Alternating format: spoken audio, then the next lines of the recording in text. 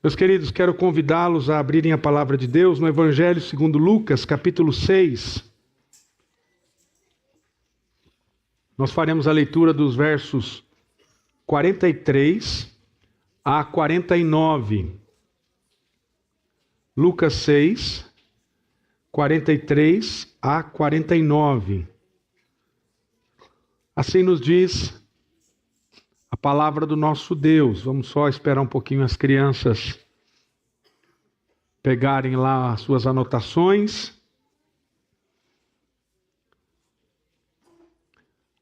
Lucas capítulo 6, versos 43 a 49, diz assim: Não há árvore boa que dê mau fruto, nem tampouco árvore má que dê bom fruto. Porquanto cada árvore é conhecida pelo seu próprio fruto. Porque não se conhece figos de espinheiros, porque não se colhem figos de espinheiros, nem dos abrolhos se vindimam uvas. O homem bom, do bom tesouro, do coração tira o bem, e o mal, do mau tesouro, o mal. Porque a boca fala do que está cheio o coração. Porque me chamais Senhor, Senhor, e não fazeis o que vos mando? Todo aquele que vem a mim e ouve as minhas palavras e as pratica, eu mostrarei a quem é semelhante. É semelhante a um homem que, edificando uma casa, cavou, abriu profunda vala e lançou o alicerce sobre a rocha.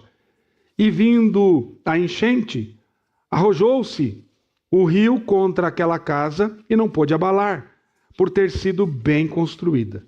Mas o que ouve e não pratica é semelhante a um homem que edificou uma casa sobre a terra, sem alicerces. E arrojando-se o rio contra ela, logo desabou. E aconteceu que foi grande a ruína daquela casa. Vamos orar mais uma vez? Senhor, nós te agradecemos pela tua palavra, palavra que instrui a nossa vida, instrui a maneira de como nós devemos viver e responder a este mundo que é marcado pelo pecado, segundo os princípios e valores do teu reino. E agora, Senhor, nós lemos a tua palavra e rogamos para que o Espírito Santo fale ao nosso coração e que as palavras dos meus lábios, o meditar do meu coração sejam agradáveis na tua presença, meu Senhor, minha rocha, meu Redentor, amado da minha alma, em nome de Jesus. Amém.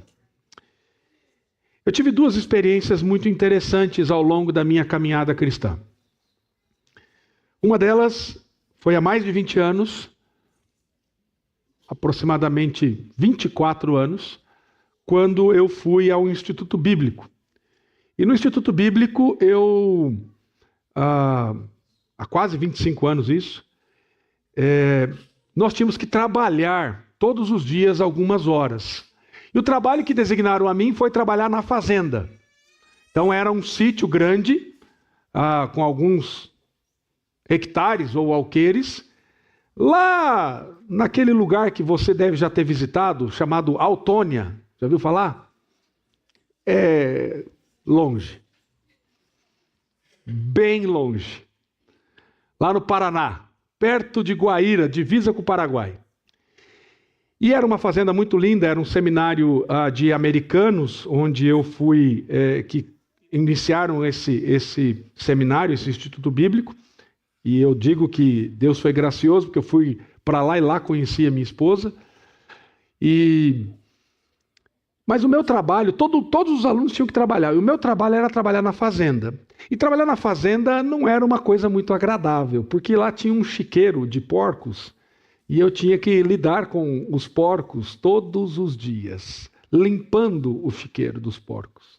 Então essa era uma realidade um tanto quanto desagradável no trabalho que eu desenvolvia lá na fazenda. Mas tinham outros trabalhos que eram muito gratificantes, especialmente quando nós íamos para o pomar. E tinha um pomar lindo, belo, com muitas frutas. E aí nós éramos os responsáveis para colher as frutas daquele pomar e levar para a cozinha para que os alunos do seminário, nós éramos em torno de 150 alunos naquele lugar, para que eles pudessem degustar das frutas. Mas nós escolhíamos nas árvores boas, enquanto colhíamos os frutos. E, às vezes, degustávamos de alguns desses frutos. Tive a experiência de, até hoje, depois de 20 e poucos anos, eu ainda tenho as marcas nas minhas mãos de uma tarefa que eu fazia lá, que era colher café. Você já colheu café? Você sabe como é que colhe café? Você pega aqui e vai puxando. E sem luva, porque não tinha EPI, né? Não tinha EPI para colher café para o seminarista. Então era sem luva, né? E os calos foram ficando. O café não dava para comer, porque não tinha jeito. Mas uma coisa que eu percebia nesse trabalho era perceber as árvores boas e as árvores ruins. As árvores que davam bons frutos e as árvores que precisavam de serem trabalhadas para darem bons frutos. Essa foi uma experiência que tive. Outra experiência, não tão longínqua quanto essa, mas também já tem mais de 10 anos, foi quando eu fui trabalhar no Desafio Jovem aqui no interior de São Paulo, lá em Rio Claro.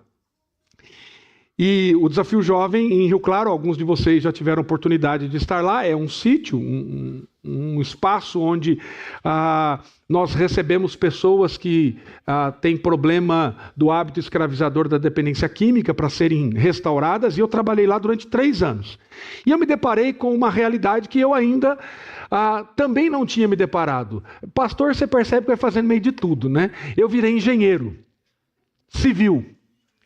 Né, porque eu tive que gerenciar as obras de construção dos alojamentos. Só que quando eu cheguei, as obras já estavam ali sendo fundamentadas. E a terra lá do sítio, lá do Desafio Jovem de Rio Claro, ela é muito dura, é muito difícil de cavar. É como se fosse uma rocha mesmo. O que aconteceu? Aconteceu que quando foram fazer esses alojamentos, não cavaram muito fundo na rocha, porque era muito difícil. Resultado, agora os alojamentos têm um problema de infiltração. Por quê? Porque quando chove o alicerce não é muito firme, eles tiveram que, algum tempo atrás agora, cavar em volta para tentar solidificar ali o alicerce. Então eu tive essas duas experiências, exatamente como o texto nos mostra aqui. Eu tive na minha caminhada, vi árvores boas e árvores más, e vi ali, construções que não foram tão bem edificadas, não que tenha problema ali de cair o alojamento ou a construção, mas que precisou de um reforço anos depois, porque aquela estrutura não foi muito bem solidificada. E quando nós olhamos para esse texto de Jesus, essas duas imagens, essa imagem da árvore, essa imagem da casa, que Jesus usa aqui, ele faz essa analogia, ele faz essa comparação com a minha vida e com a sua vida. Como que nós vivemos. E assim como essas árvores e essas casas têm algo em comum, a nossa vida espiritual, ela precisa de bons frutos e de fundamentos fortes. E Jesus nos chama a viver de uma maneira que mostra por fora o que Ele está fazendo dentro do nosso coração. Aquilo que você expressa apenas é o que direciona você. Os seus comportamentos, a maneira como você age ou reage a cada situação, na sua casa, com a sua esposa, com seu esposo, com seus filhos, com seus irmãos, com seus pais, apenas são resultado, fruto daquilo que domina você. E Jesus, ele mostra isso para nós, ele diz: a boca fala do que está cheio o coração. Não é por acaso que você fala o que você fala. Você fala isso porque isso domina você. Porque de alguma maneira você tem isso firmado no seu coração. Mas para isso, e para viver uma vida que glorifique a Deus, o Senhor Jesus agora nos chama a viver de maneira diferente. Nós precisamos aprender a lidar com as questões da nossa vida e lidar com essas situações que nos direcionam, que nos motivam a fazer o que nós fazemos. E ele diz que nós temos que aprender a lidar com as coisas do nosso dia a dia, termos um coração transformado, ter um compromisso e uma firmeza na presença do nosso Deus. E é sobre isso que nós vamos falar nessa manhã. Eu quero falar com você sobre como devemos viver. Como nós devemos viver? Pensando nos frutos e no fundamento. Então hoje nós vamos trabalhar isso e perceber como o Senhor Jesus nos instrui nesse sentido. Nós estamos trabalhando o Evangelho de Lucas, expondo o capítulo 6, e este texto ele faz parte do que nós já vimos anteriormente, que é conhecido como o Sermão da Planície. Nós vemos lá no começo, no verso de número 17, que Jesus ele vai escolher os seus discípulos e depois ele começa um dos seus primeiros sermões, ele começa a explicar, a dar razões de como nós devemos viver aqui e agora, nesse lado de cada eternidade. E Jesus ele começa o seu sermão falando das bem-aventuranças, aí depois ele faz uma exortação dizendo cuidado, usais. Depois ele vem e fala do nosso relacionamento com o próximo, como que nós relacionamos uns com os outros, como nós nos relacionamos. Fala sobre não julgarmos o próximo, fala do amor ao próximo, fala que nós devemos olhar para nós mesmos, cuidar de nós mesmos. E aqui então chegamos no verso 43 até 49, onde Jesus agora faz uma espécie de resumo de tudo aquilo que ele vem falando nessa mensagem dele. E aqui é interessante que ele trata de algo muito importante na nossa caminhada cristã, muito importante na nossa vida, porque é aquilo que nos direciona, aquilo que nos motiva a fazer o que nós fazemos, que é o coração. E vocês têm já me ouvido falar disso, especialmente quem está na minha classe de escola bíblica dominical, que coração não é esse órgão que pulsa aqui dentro do nosso peito. Não é nesse sentido que a Escritura fala de coração. A Escritura fala de coração sobre aquilo que eu penso, aquilo que eu imagino, o meu raciocínio, o meu intelecto, mas também dos meus anseios, as minhas emoções, os meus desejos e as minhas escolhas, a minha vontade. Então estas coisas a Bíblia chama de esse conjunto de situações e circunstâncias que acontecem conosco, a Bíblia chama de coração. A Bíblia chama de coração. E diante disso, nós vemos agora o Senhor Jesus nos instruindo de como nós devemos viver. Que tipo de pessoa nós devemos ser. Que tipo de espiritualidade, se assim podemos usar essa expressão, que vida espiritual nós devemos ter. Que tipo de crente eu devo ser. É isso que Jesus está falando. Como nós devemos viver. E a primeira coisa que eu quero trabalhar com você, olhando para esse texto, é que, em primeiro lugar, nós devemos aprender a lidar com a vida. Primeira coisa, eu preciso aprender a lidar com as situações da vida que eu estou colocado, nesse mundo que nós vivemos. Nós estamos vivendo num mundo que é marcado pelo pecado, num mundo que é hostil, num mundo onde nós somos perseguidos. E o que me chama a atenção nesse sermão de Jesus é que ele fala muito sobre como deve ser a nossa vida agora, aqui. E muitas vezes nós fazemos uma separação, uma espécie de dicotomia. Então, o presbítero Alexandre aqui na hora dos cânticos, ele disse assim, olha, entregue tudo aquilo que você tem, não só agora. Não só no tempo que você ora, no tempo que você lê a Bíblia, em todos os momentos. Mas, via de regra, nós costumamos separar as coisas. Eu separo a minha vida eclesiástica, a minha vida dominical. Então, neste momento, se eu perguntar para você se você crê em Jesus, se você morrer agora, você vai para o céu e falar assim, agora. Tenho certeza. Estou aqui adorando a Deus, estou junto com os irmãos, e se puder ir todo mundo junto, vamos todo mundo junto subir para o céu e para a glória. Opa, peraí, não quero esse negócio não, pastor. Não é, vamos esperar mais um pouquinho. Mas o fato é, irmãos, que quando a segunda-feira chega e você se depara com a realidade da sua vida diária, com as dificuldades no trabalho, com as lutas do coração, com as angústias, e aí pensando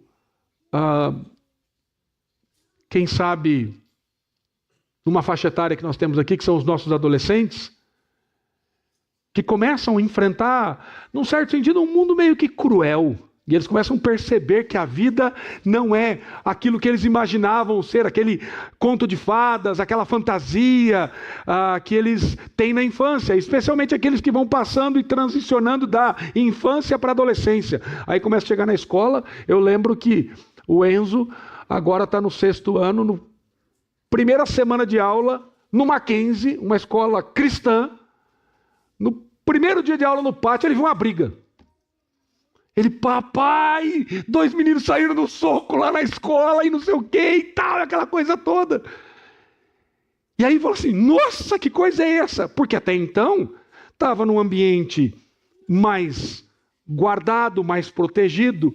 Não que não tenha dificuldades os menores, mas ali ficou mais evidente. E aí o que acontece? Você começa a se deparar. E aí vão ter aqueles que vão fazer bullying, chacota. É fato que essa geração nossa é um pouco sensível demais, né? Aqueles que fizeram curso de datilografia, né? Aqueles que jogaram num videogame Atari, né? Que tinha aquele controle que você fazia assim, ó. Lembra, Alexandre? Né? O Rafael não vai lembrar, ele não sabe o que é isso, né? O Cadu, o Lucas, eles não sabem o que é isso. Vocês têm que ir lá no museu do videogame para entender o que são essas coisas. Mas na nossa época, apelido era uma coisa normal. E ninguém morreu, ninguém foi para o psiquiatra, para o psicólogo, precisou tomar remédio. É fato que hoje as coisas estão um pouco mais sensíveis. E nós temos até que trabalhar com os nossos filhos para que eles sejam mais firmes e fortes frente a esse mundo tenebroso. Mas o fato é que essas coisas acontecem. E a questão é, como que nós ensinamos os nossos filhos? Como que nós lidamos com a vida frente às dificuldades que existem? Como que nós lidamos com isso? Como que você lida biblicamente? Não é dentro de uma cultura secularizada, psicologizada, que você vai dar respostas a essa realidade. Mas biblicamente, como você responde? Como é que você lida com a vida? E aqui Jesus, ele trabalha muitas questões que estão ligadas ao nosso dia a dia. Ele nos ensina a lidar com os nossos relacionamentos. Por quê? Porque a maneira como nós nos portamos e essa espiritualidade, essa vida religiosa, essa vida piedosa, ela se revela onde? Nas nossas relações, nos nossos relacionamentos. E se nós prestarmos atenção naquilo que Jesus nos mostra nesse sermão, ele fala de questões pertinentes à nossa vida cotidiana. Mas sabe o que acontece? Acontece que parece que vida espiritual é aquela vida de batalha, de guerra contra demônios, é anjos e demônios, é céu e inferno, é querubins, é potestades. Mas no sermão que Jesus traz a nós, que momento ele fala isso? Ele fala das coisas práticas da vida. Ele fala das coisas que nós enfrentamos no dia a dia. Nesse sermão da planície, e lá em Mateus, no Sermão do Monte, ele fala das coisas da vida. E a pergunta que talvez eu e você precisamos refletir é: o que é ser espiritual? O que é ter uma vida piedosa? Muitas pessoas pensam que ter uma vida espiritual é aquele indivíduo que vê anjos, tem uma revelação. Eu me lembro que quando eu estava nesse seminário, nesse instituto bíblico, nós tínhamos um momento obrigatório de devocional, né? Então de manhã a gente ficava lendo a Bíblia e à noite, era um lugar muito bonito, um céu estrelado, a gente saía para orar no ar livre, 10 e pouco da noite. E um dia eu estava lá num cantão, num fundo assim, orando, e aí eu, Senhor, me escuta, Pai, e tal, eu lá nos meus lamentos, nas minhas lutas, um miserável de um seminarista não vale nada, não presta essa raça. O cara começa e diz assim: fala, meu filho, que eu te escuto. Eu falei: ô, miserável, rapaz. Eu no meio da oração, ele vem querer me zoar, né, rapaz? Seminarista é uma bênção, rapaz. É uma raça abençoada. Nesse momento ele fica no limbo. Depois que ele sai daí, ele vira gente, né? Depois, aí, porque eu passei por isso, eu sei o que eu estou dizendo, viu, irmãos? Então, Às vezes a gente acha que vida espiritual é ver coisas. Senhor, eu quero ver, eu quero que o Senhor me mostre, eu quero ter uma experiência espiritual. A Bíblia não fala dessas coisas, querido. Eu quero ver coisas extraordinárias acontecendo, eu quero ver o céu descendo, eu quero ser arrebatado.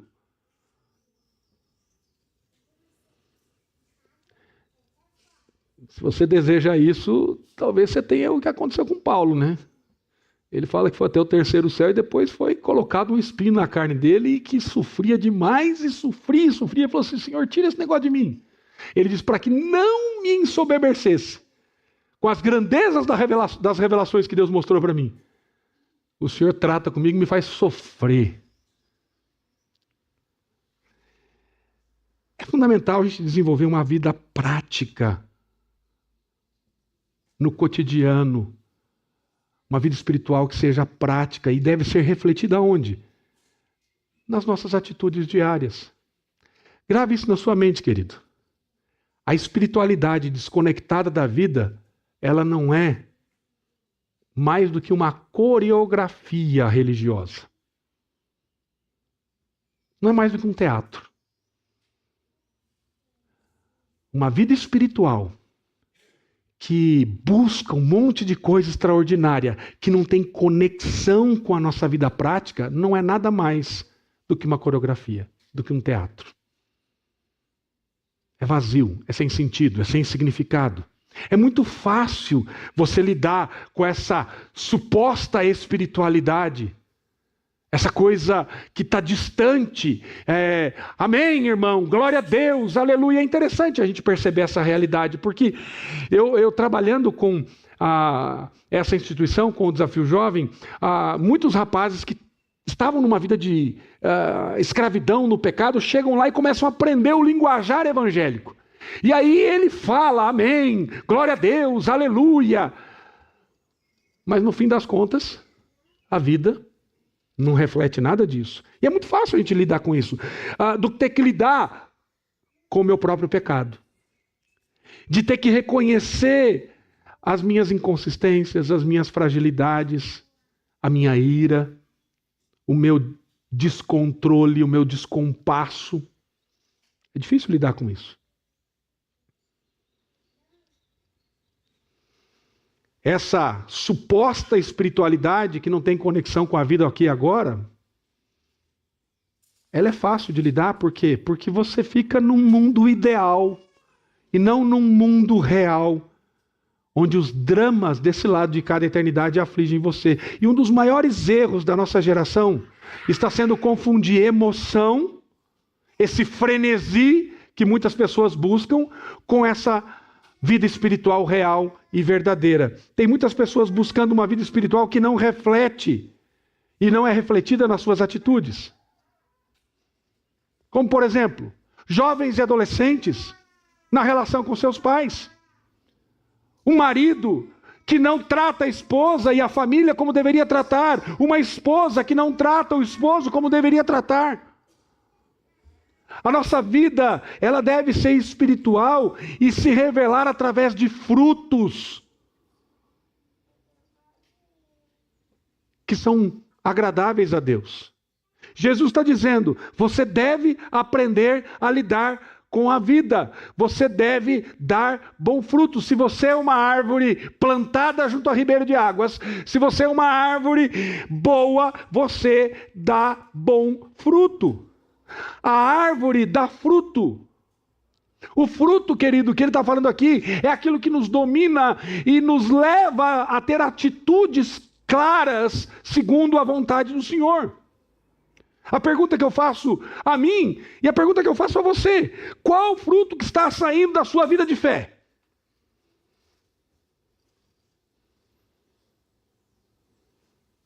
Como é que está o seu casamento? Na hora das crises, você cogita com a sua esposa assim: chega, não quero mais. Vamos acabar com esse negócio. É assim? Na luta e na dificuldade que você tem de trabalhar com seus filhos, é que você responde? Como é que a sua vida de fé se traduz nessa hora? Qual o impacto que tem na sua vida? No seu trabalho, quando as coisas estão difíceis, quando você é perseguido, quando você é afligido e tem um abençoado lá no seu trabalho que quer acabar com você e quer que você seja mandado embora. Quer te perseguir, quer te afligir, quer te deixar mal. Como é que você responde a isso? Quando nós falamos da questão ética, como é que você responde a essas coisas? Será que a minha atitude, será que a sua atitude revela que de fato eu sou uma pessoa espiritual? A sua família revela isso? Que você é uma pessoa espiritual, piedosa, transformada? Quais são os nossos frutos? Você tem demonstrado frutos que procedem do Espírito? Ou você tem sido escravizado pela sua própria carne? Primeira coisa, nós temos que aprender a lidar com a vida. Segunda coisa, eu devo ter o meu coração, nós devemos ter o nosso coração transformado. Os comportamentos, meus irmãos, eles são consequência dos conteúdos do nosso coração. Jesus disse no verso 44, porquanto cada árvore é conhecida pelo seu próprio fruto. Porque não se colhem figos de espinheiros, nem dos abrolhos se vindimam uvas. Não há árvore boa que dê mau fruto, nem árvore má que dê bom fruto. Ou seja, pelo fruto você conhece a árvore. Você jamais vai encontrar uma goiaba num pé de manga. E jamais você vai encontrar uma manga num pé de goiaba. Porque um pé de goiaba vai dar goiaba. Um pé de manga dá manga. Só para algumas crianças entenderem, a manga não nasce no mercado, tá? Não é lá no supermercado que a manga nasce, nem a goiaba, nem a laranja, nem a maçã. Ela não vem num saquinho assim.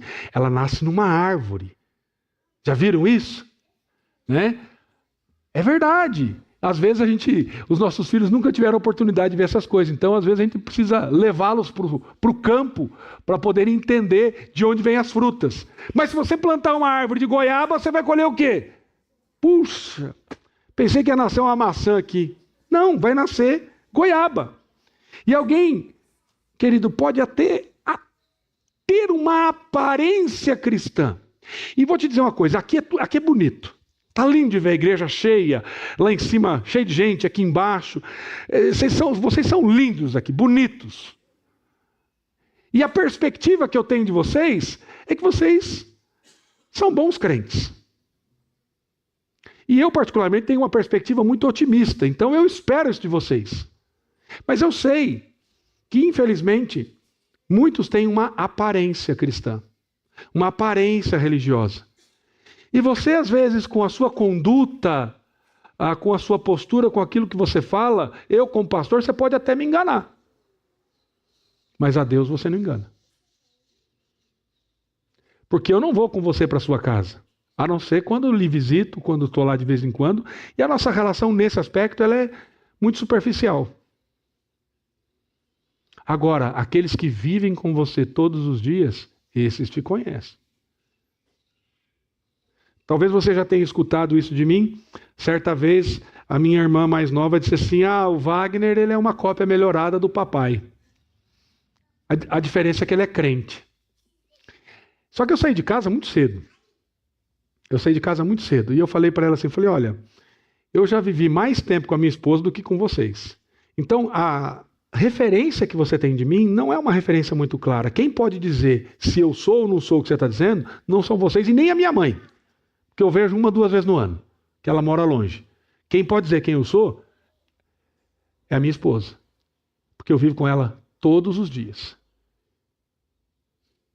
E como eu disse certa vez aqui, né? Falei, não desiste de mim não, porque eu vou mudar. Eu falei, acho que estou mudando, já vamos fazer 20 anos de casado. E a dona Celina falou assim, ou conformou, né, pastor? Ou conformou e o senhor não mudou mais nada, né? Mas eu acho que não foi conformação. Pela graça de Deus, acho que o Senhor tem trabalhado. Mas o fato é, queridos, que quem conhece você é quem vive com você. Quem conhece o seu coração profundamente, os segredos do seu coração, é o Senhor. E a questão é, que frutos você tem dado? Jesus disse que pelos frutos nós seríamos conhecidos. Mateus 7:20. Se você é de Deus, você produzirá bons frutos. E os benefícios que Ele nos oferece. Você produzirá perdão, misericórdia. Você, como disse o apóstolo Paulo, você vai imitar a Deus. Sede, pois, imitadores de Deus como filhos amados, Efésios 5:1. Então a árvore ela é conhecida pelo fruto. É o coração transformado que produzirá algo agradável pela graça de Deus. O coração é como se fosse a raiz da árvore. A raiz ela é definidora para dizer o que essa árvore é.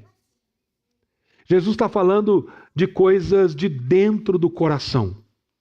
Ele quer saber o que gera os seus pensamentos, o que gera os seus desejos, o que lhe impulsiona a escolher o que você escolhe. Por que você faz o que você faz? E dessa maneira, aquilo que nos domina nos direcionará. E sempre vale a pena lembrar uma escala interessante. Um pensamento muitas vezes pensado gera uma ação muitas vezes praticada gera um hábito. Um hábito muitas vezes repetido vira um vício. E um vício vivido por muito tempo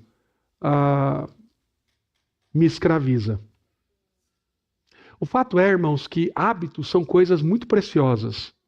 Deus ele nos dá a capacidade de termos hábitos. E imagine você que você tivesse que pensar em milhares de coisas que você faz logo ao levantar. Agora eu tenho que fazer isso, agora eu tenho que fazer aquilo, agora eu tenho que fazer isso, agora eu vou amarrar o cadarço, agora eu vou fazer isso, agora eu vou fazer aquilo. Não, essas coisas se tornam hábitos. E hábitos é uma capacidade extraordinária que Deus nos dá. Qual é o problema? É que nós usamos essa capacidade extraordinária para coisas que nos escravizam. E às vezes nós temos hábitos que nos escravizam. A pergunta é, o que me levou a ser escravizado por isso? Por que eu estou escravizado por esse tipo de hábito agora? E que é tão difícil largar dele? Ontem nós tivemos uma prévia um pouco disso lá em casa. Alguns irmãos aqui, como eu, ficaram quase 24 horas sem energia elétrica. Né? Depois daquela tempestade e tudo mais. E aí, lá em casa especialmente, sem entrar em detalhes, isso trouxe à tona coisas do coração. Né? Especialmente na nossa casa, na nossa família. E fomos para outras alternativas. Eu estava aqui na igreja, aqui tinha energia, estava em reunião do conselho, e depois nós, mas hoje está muito chato, hoje não sei o que lá, hoje não sei o que, hoje não sei o que. Por quê? Porque não tinha energia elétrica. Não tendo energia elétrica, o que você não tem? Não tem internet, não tem TV, não tem videogame, não tem tela. E aí teve um detox dessas coisas. E aí você começa a perceber que a gente está um pouquinho comprometido com algumas coisas. E graças a Deus por isso.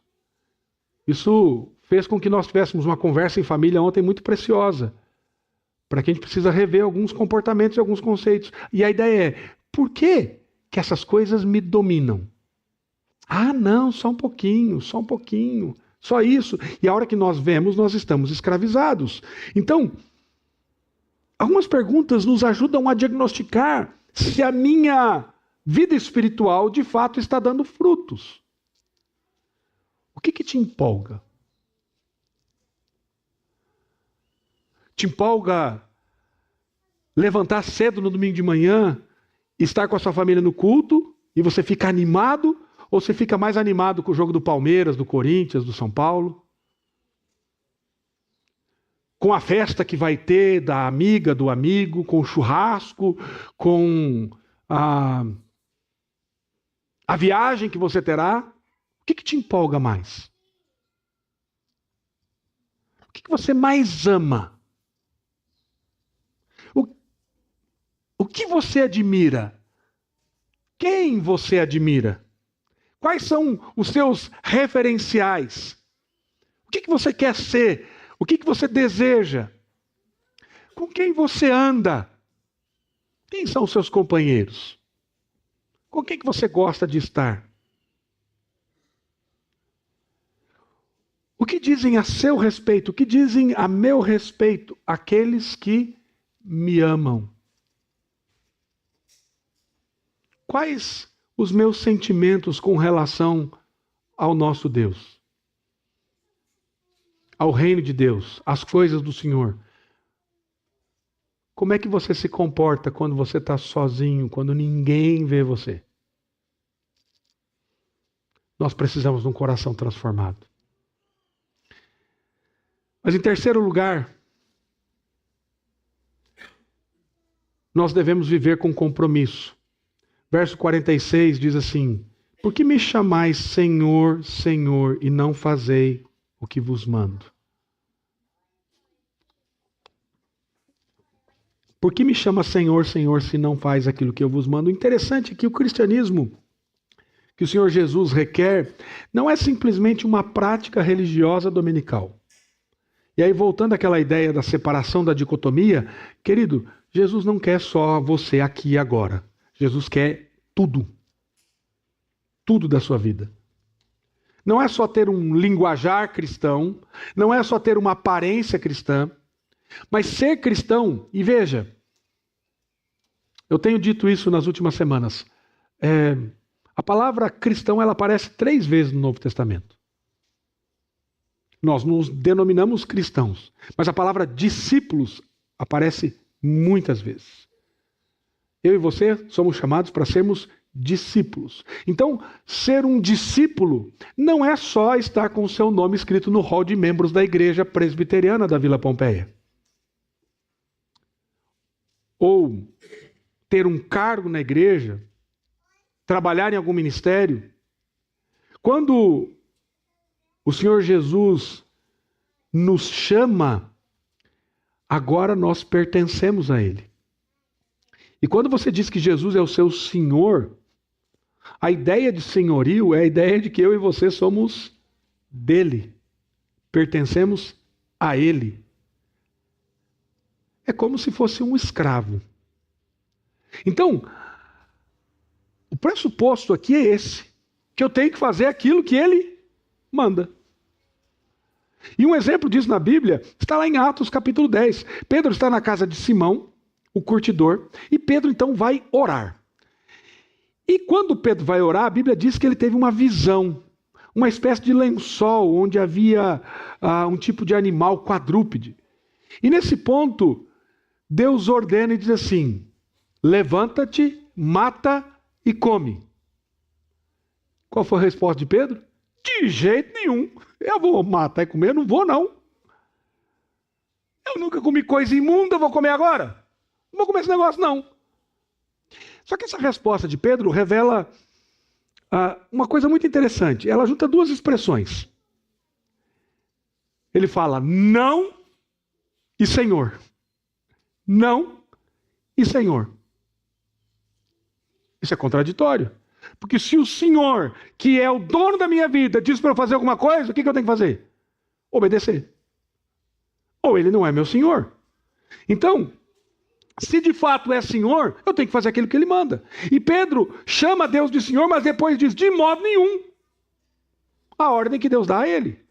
E no desfecho desse episódio, desse relato, nós vemos que Pedro obedece e vai à casa de Cornélio, então, para pregar a palavra do Senhor. Agora, falar que você serve a Deus, que o Senhor Jesus é seu Senhor, é fácil. Qualquer pessoa pode falar isso. Agora, tê-lo como Senhor da nossa vida em todas as áreas da nossa caminhada cristã é diferente. Se chamarmos Jesus de Senhor, então eu e você, nós devemos fazer aquilo que Ele nos manda. Vós sereis meus amigos se fizerdes o que eu vos mando. João capítulo 15, verso 14. O convite que Jesus faz é para sermos amigos dele. Mas para sermos amigos de Deus, nós devemos ter um compromisso com Ele. Esse compromisso real, verdadeiro. Amor sem compromisso é conversa fácil. Amor e compromisso são sinônimos. Você não pode dizer para sua esposa ou para o seu esposo que o ama se você não tem compromisso com ele ou com ela. Requer compromisso. Você só pode dizer a Deus que o ama se você tem um compromisso real com ele, verdadeiro. Senão, esse amor está precisando ser desenvolvido e crescer na presença dele. A pergunta é: você quer ser um discípulo de Jesus? Então faça aquilo que ele lhe manda fazer. Assuma o seu compromisso com ele. Qual o compromisso que você tem com Deus? Quanto tempo dura o seu compromisso? Um culto? Uma hora? Um dia? Um mês? Essa é a orientação do Senhor Jesus para nós. E por último, nós devemos viver com firmeza. Versos 47 e 48. Ele diz assim: todo aquele que vem a mim e ouve as minhas palavras e as pratica, eu vos mostrarei a quem é semelhante. É semelhante a um homem que edificou uma casa, cavou, abriu profunda vala e lançou o alicerce sobre a rocha. E vindo a enchente, arrojou-se o rio contra aquela casa e não pôde abalar, por ter sido bem construída. Todo aquele que vem a mim e ouve as minhas palavras e as pratica é semelhante a este que edificou uma casa sobre a rocha. E que vem as enchentes, as tempestades, e essas coisas não o abalam. Queridos, é maravilhoso receber a bênção de Deus. É maravilhoso olhar e perceber aquilo que Deus faz, quem Deus é, como Ele age na nossa vida.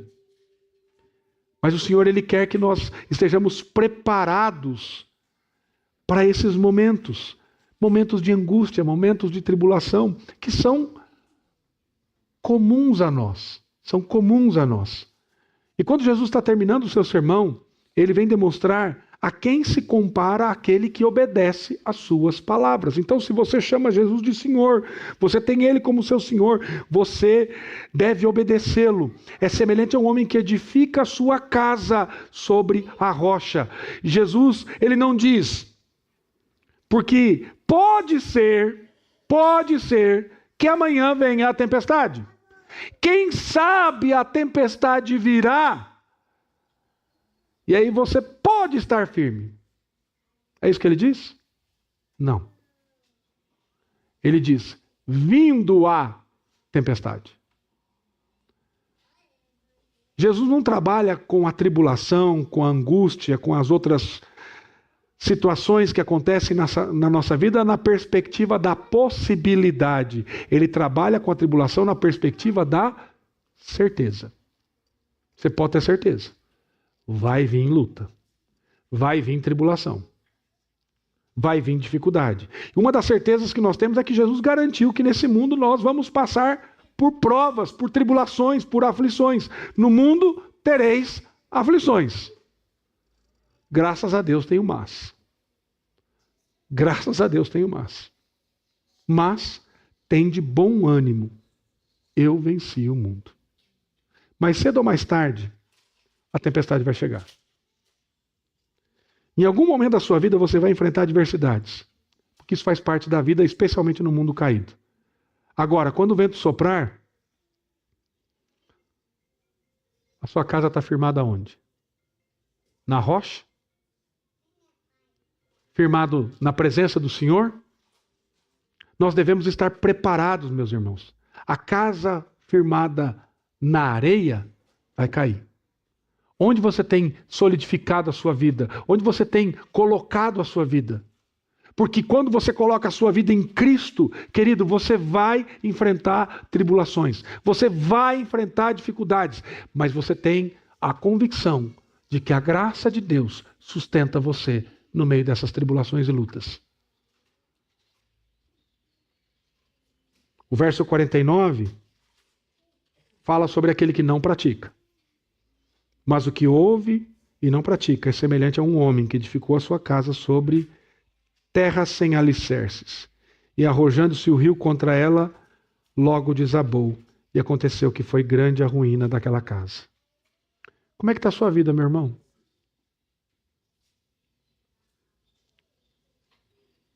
Você é uma árvore que dá bons frutos? Uma árvore boa? Você revela o fruto do Espírito na sua vida? Onde você tem alicerçado a sua vida? Como é que está a sua casa, querido?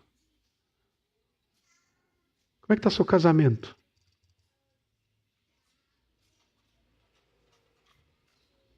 Como é que está a educação dos seus filhos? Como é que você tem se portado onde Deus tem colocado você no trabalho, nos seus relacionamentos? As pessoas podem olhar para você e dizer assim: esse irmão, essa pessoa tem uma coisa diferente. Ou a gente está vivendo um evangelho de status. Porque, num certo sentido, hoje tem muitas pessoas famosas dizendo que seguem a Jesus. Eu e você não somos famosos.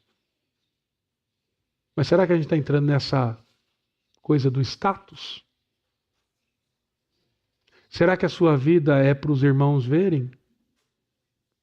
Ou na intimidade nós temos buscado viver uma vida que agrade ao Senhor? Queridos, de fato, não é fácil viver uma vida cristã autêntica e verdadeira. Nós vamos ter dificuldades. E as dificuldades se processam aqui, no nosso coração. Portanto, meu amado, que eu e você possamos, pela graça de Deus, constante e continuamente buscar a presença do Senhor para trabalhar as nossas inconsistências. Nós somos perfeitos? Não somos. Mas a partir do momento que você tem satisfação no Senhor, querido, você vai olhar para a vida de maneira diferente e você vai responder de maneira diferente a cada situação e circunstância da sua vida. E você, ao invés de ficar tentando olhar para os outros, você olhará para você mesmo, percebendo aquilo que você precisa crescer no Senhor, para se parecer mais parecido com Jesus. Que o Senhor nos ajude, pela graça, assim vivermos. Esse é o desejo do nosso coração, em nome de Jesus. Amém?